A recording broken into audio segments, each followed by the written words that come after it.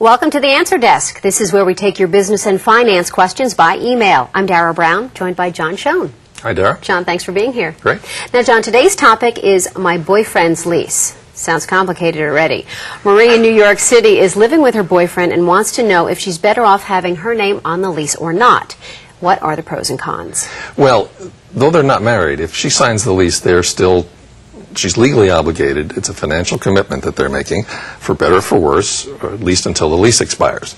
On the plus side, this can make this their place rather than his place or her place. On the other hand, if he leaves, she's on the hook for the rent. Is there any other financial impact? There can be. Technically, the lease says that both parties are responsible for paying it. It doesn't say who pays what.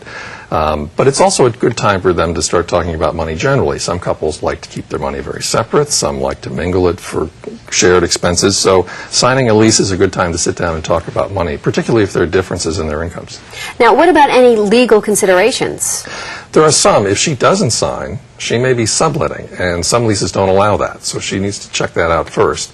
On the other hand, if she does sign, she really needs to read the terms of the lease. There's an awful lot in there that often doesn't come up when you discuss this verbally with the landlord. So when she signs it, she has to know exactly what's in that lease. Well, it sounds like she has a lot to talk about with her boyfriend. Yes, indeed. Thank you, John. If you've got a question for the Answer Desk, send it along to answerdesk@msnbc.com.